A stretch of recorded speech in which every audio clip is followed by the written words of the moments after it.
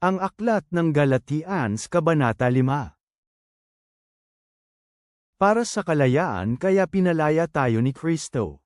Kaya magpakatatag kayo at huwag kayong magpabitag muli sa ilalim ng kapangyarihan ng pagkabihag. Makinig kayo, ako si Pablo, ay nagsasabi sa inyo na kung kayo ay magiging tuli, walang kayong mapapakinabangan na anuman kay Kristo. Muli, pinatotohanan ko sa bawat tao na tuli, na mapipilitan kayong sundin ang buong kautusan. Nahiwalay kayo kay Kristo, kayong lahat na, pinawalang sala, sa pamamagitan ng kautusan. Lamaya kayo mula sa biyaya, sapagkat sa pamamagitan ng Espiritu, sa pananampalataya, naghihintay tayo sa pag-asang tayo ay magiging matuwid. Hindi mahalaga kay Kristo ang pagtutuli. Ang pananampalataya lamang na gumagawa sa pamamagitan pag-ibig ang may halaga. Maganda ang pagtakbo ninyo noon. Sino ang pumipigil sa inyo sa pagtupad sa katotohanan? Ang paghikayat na gawin yan ay hindi galing sa Kanya na tumawag sa inyo. Ang kaunting lebadura ay nakakaapekto sa buong minasang harina. May pananalig ako sa inyo sa Panginoon na hindi kayo mag-iisip ng kung ano paman.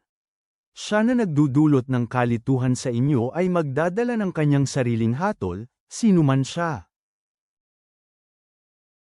Mga kapatid, kung ipinahahayag ko peren ang pagtutuli, bakit inuusig peren ako? Kung ganoon nawasak na ang katitisyer ng krus. Nais ko sana na ang mga nangligaw sa inyo ay kapunin nila ang mga sarili nila. Sapagkat tinawag kayo ng Diyos, mga kapatid, sa kalayaan. Lamang ay huwag ninyong gamitin ang iyong kalayaan bilang pagkakataon para sa laman. Sa halip sa pamamagitan ng pag-ibig paglingkuran ninyo ang bawat isa. Sapagkat ang buong kautusan ay natupad sa isang utos, na, dapat mong mahalin ang iyong kapwa gaya ng iyong sarili.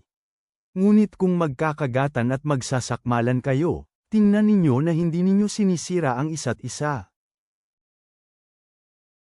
Sinasabi ko na, lumakad kayo sa Espiritu, at hindi ninyo matutupad ang hilig ng laman.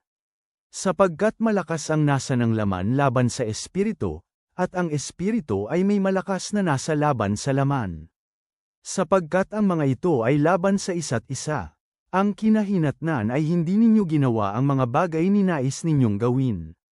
Ngunit kung ang Espiritu ang nangunguna sa inyo, wala na kayo sa ilalim ng kautusan. Ngayon ang mga gawa ng laman ay nakikita. Ang mga ito ay ang sexual na imoralidad, kaliswan, kahalayan, pagsamba sa mga Diyos-Diyosan, pangkukulam, pagkapuot, pag-aalitan, paninibugho, silpbow ng galit, pagkakatunggali, pagtatalo, pagkakahiwa-hiwalay sa mga sekta. Pagkainggit, paglalasing, kaguluhan ng dahil sa paglalasing, at iba pang mga katulad nito. Binabalaan ko kayo, tulad ng pagbabala ko sa inyo noon, na ang gumagawa ng mga ito ay hindi magmamana ng kaharian ng Diyos. Subalit ang bunga ng Espiritu ay pag-ibig, kagalakan, kapayapaan, katyagaan, kabutihan, kabaitan, pananampalataya, pagkamahinahon, at pagpipigil sa sarili. Walang batas laban sa mga ito. Sila na kay Kristo Jesus ay ipinako ang laman na kasama ang silakbo nito at masamang mga pagnanasa. Kung tayo ay nabubuhay sa pamamagitan ng Espiritu, tayo rin naman ay lumakad sa pamamagitan ng Espiritu. Huwag tayong maging mapagpahalaga sa sarili, galitin ang isa't isa o mainggit sa isa't isa. Ama sa langit, kami ay lumalapit sa iyo, puno ng pasasalamat sa kalayaang tinatamasa namin kay Kristo. Tulungan mo kaming mamuhay ayon sa Espiritu, upang kami ay magbunga ng pag-ibig, kagalakan, at kapayapaan sa aming pang-araw-araw na buhay. Turuan mo kaming maglakad sa kababaan ng loob at biyaya, na itakwil ang mga pagnanasa ng laman at yakapin ang iyong gabay na liwanag. Palakasin ang aming mga puso sa pag-asa. Amen.